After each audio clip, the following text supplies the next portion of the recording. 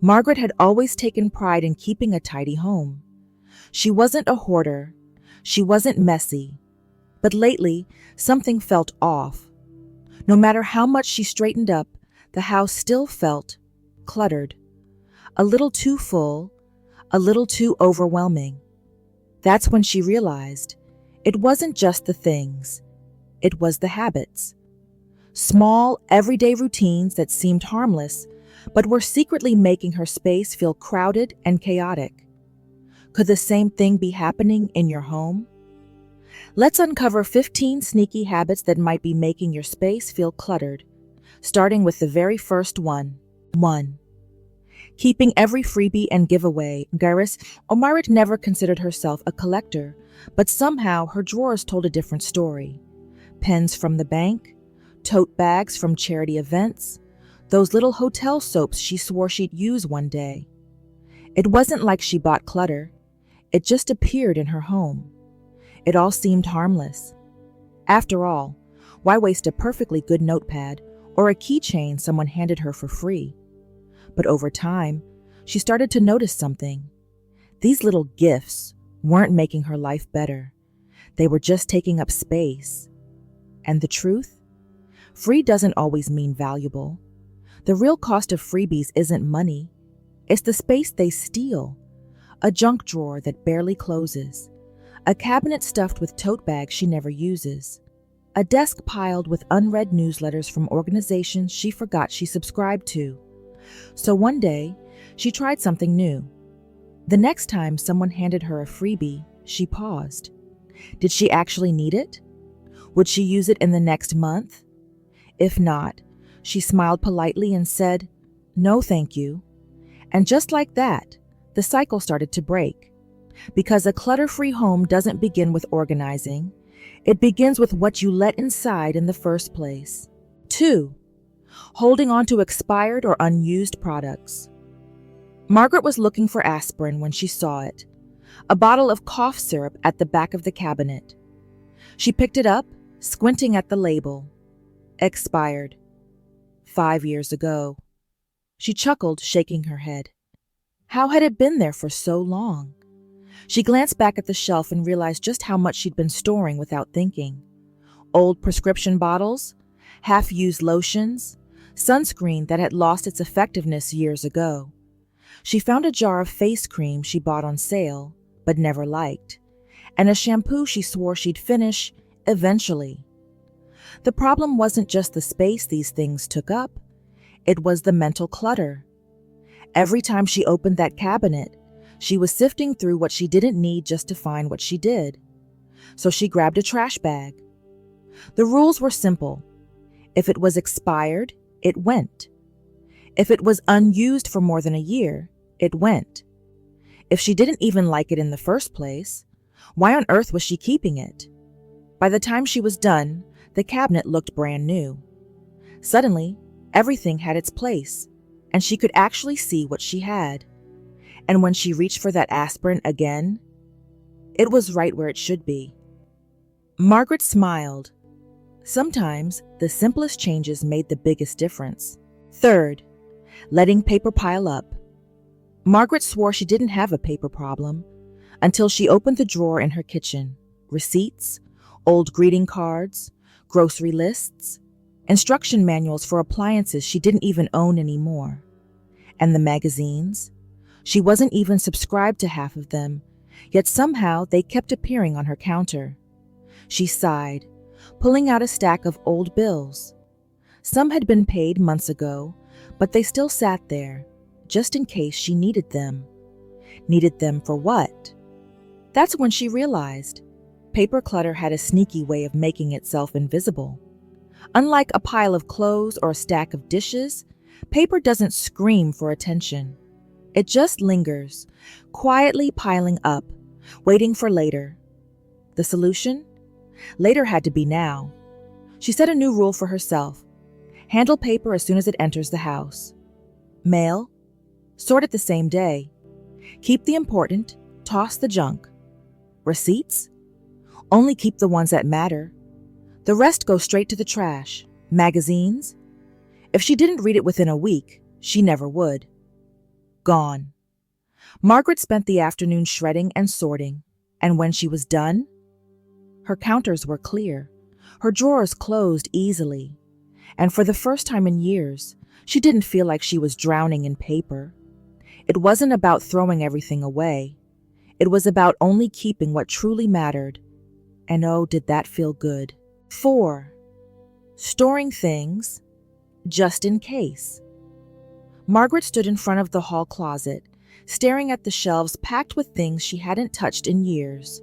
A fondue set from the 80s, a stack of blankets that hadn't seen daylight in decades, a box labeled miscellaneous, which, let's be honest, was code for, I have no idea what's in here. She reached for the box and cracked open the lid. Inside, a tangled mess of cables, a few mismatched candle holders, and an old VHS tape with no label. She laughed. Why was she keeping these things?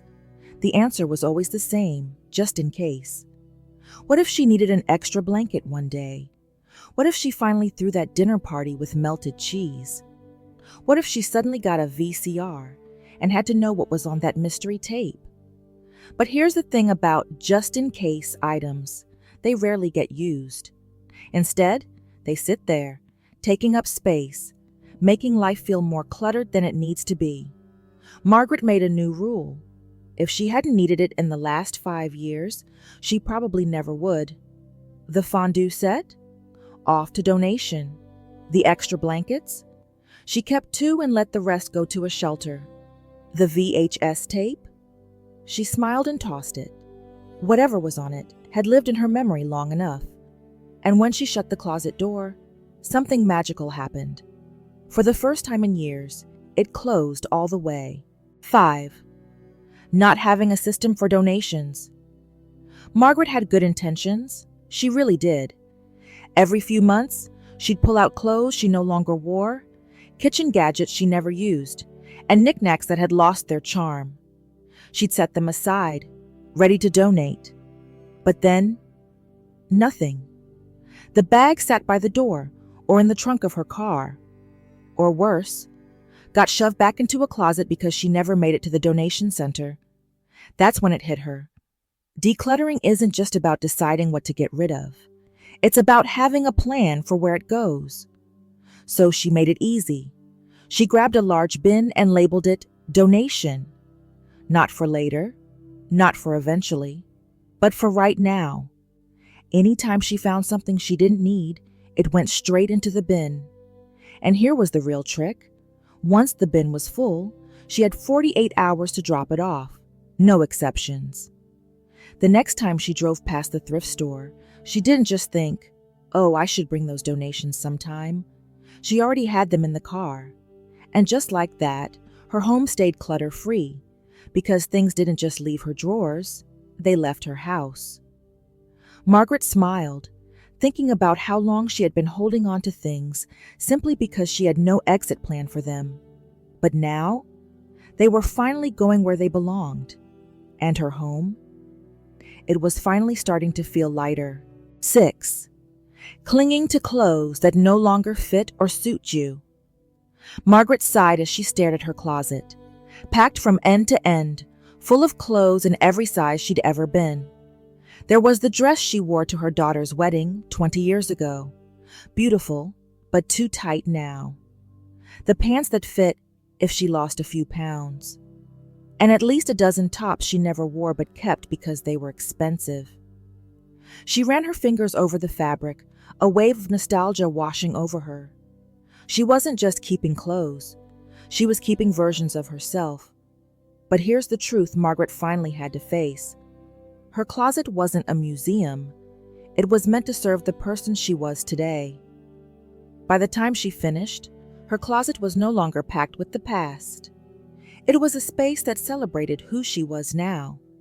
And let me tell you, when she got dressed the next morning, choosing from only things she loved, she felt lighter, freer, and more confident than she had in years.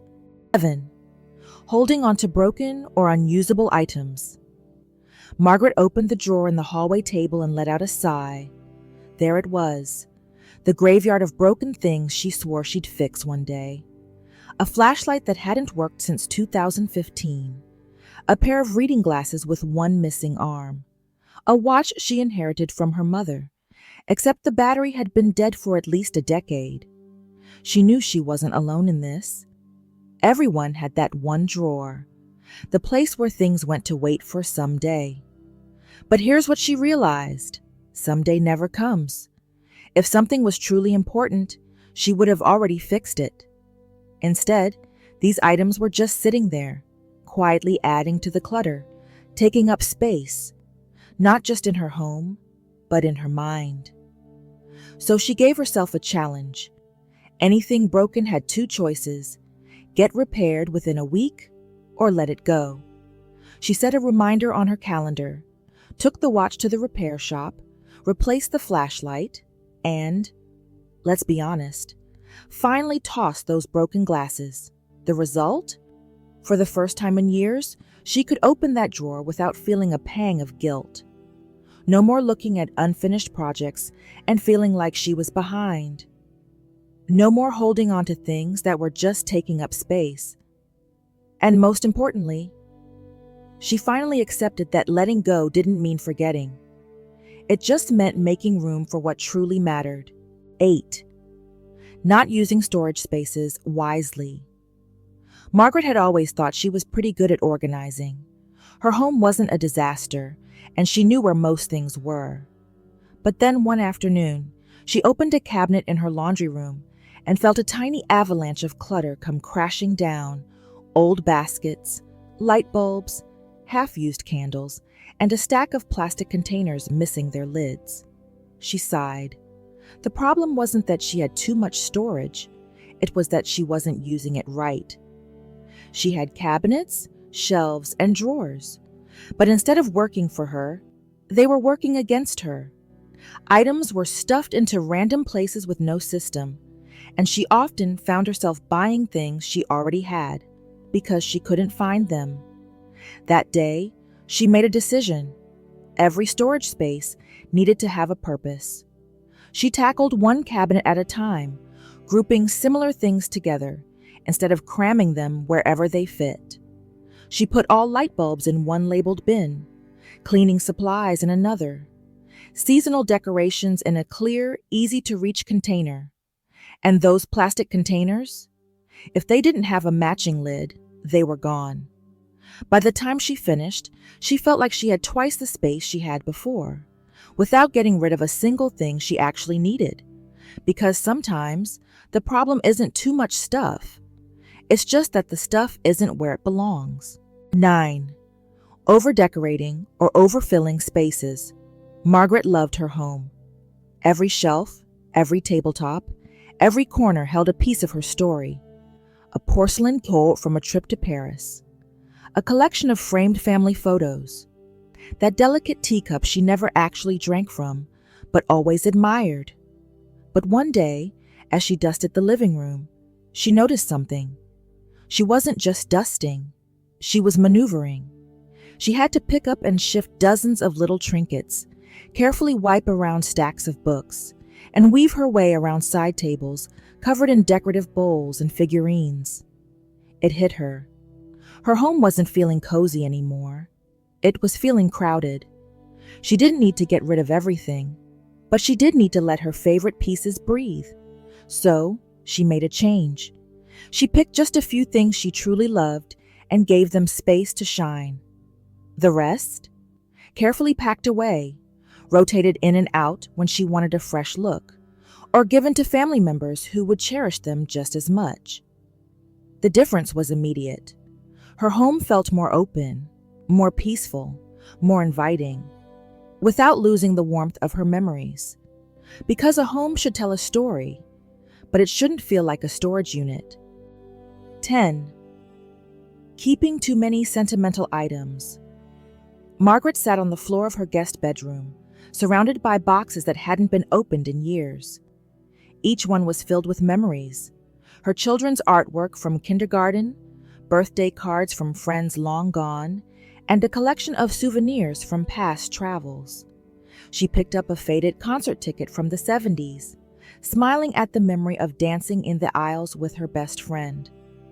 But as she looked around at the sheer volume of what she had saved, she realized something. She wasn't just holding on to memories, she was holding on to clutter. It was a hard truth to face. Every item had a story, a moment of joy attached to it.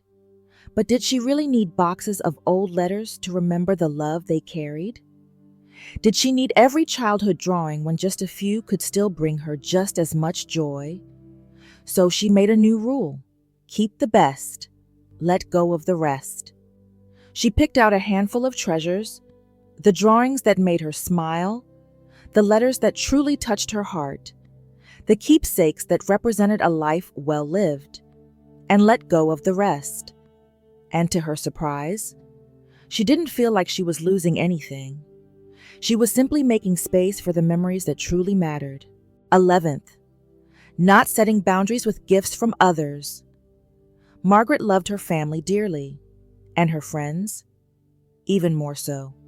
But there was one thing she dreaded: the gifts. Not because she wasn't grateful, but because every birthday, every holiday, every "I saw this and thought of you" moment added another thing to her home. A decorative pillow she didn't need, a set of fancy teacups she'd never use, a sweater in a color she'd never wear. She used to feel obligated to keep them all, because what if someone noticed she wasn't using their gift? What if they felt hurt? But then she had a realization: a gift should add joy, not guilt. She started doing something radical, graciously accepting, but not feeling obligated to keep. Now, when she received something she didn't need, she expressed her gratitude, enjoyed it for a short while, and then let it go, whether that meant passing it on to someone who would truly use it, or donating it to a place where it could bring someone else joy. And you know what? No one ever noticed. What they remembered was that she appreciated the thought, not whether or not she kept the gift. For the first time in years, she felt free from the weight of possessions she never wanted in the first place. Because love isn't measured in objects, it's measured in moments. 12. Stockpiling more than necessary. Margaret opened her pantry to grab a box of tea and nearly laughed out loud. How had she ended up with 10 different kinds of tea?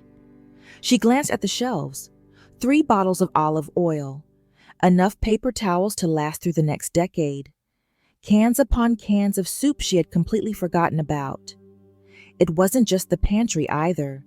Her linen closet held more towels than she could ever use. Her bathroom cabinet was overflowing with half-used bottles of shampoo, and somehow she had enough pens to open a small office supply store. It had happened so slowly, she hadn't even noticed. A buy one, get one free sale here. A Costco trip there. The fear of running out, even though she'd never once truly needed that much of anything. She wasn't hoarding, but she was holding on to excess, and it was making her home feel more cluttered than it needed to be. So she set a new rule: no more stockpiling unless she was actively running low. She donated the extra cans to a food pantry, used up what she had before buying more, and reminded herself that her home wasn't a storage unit. It was a place to live. And when she opened her pantry the next morning, for the first time in years, she could see exactly what she had. And that was more satisfying than a cupboard full of things she'd never use. 13. Avoiding daily tidy-up routines. Margaret used to believe in the big clean. She'd let things pile up throughout the week and then dedicate an entire Saturday to scrubbing, organizing, and putting things back in their places. But as the years went on, that one big clean started feeling more like a big burden. The house never really felt tidy. It was either in a state of chaos or exhausting recovery mode. And truth be told, by the time Saturday rolled around, she had better things to do than spend hours cleaning. Then she discovered the magic of the 10-minute tidy. At first, it seemed too simple, but within days, she started noticing something. Her house no longer felt cluttered because it never had the chance to be. She didn't need a massive cleaning day because everything stayed manageable. And the best part? She no longer dreaded the weekend cleanup. Instead, she had more time for the things she actually enjoyed. 14th, not having a designated space for essentials. Margaret had a daily ritual. Lose her reading glasses. Search every corner of the house. Find them exactly where she swore they weren't. The same thing happened with her keys, her phone, her favorite pen. Every day was a game of hide and seek with the things she used the most. One morning, after a particularly frustrating 20-minute search for the TV remote, she realized something. Her home wasn't messy. It was unstructured. She needed a system, not a scavenger hunt. So she tried something new. She picked a designated spot for every essential item.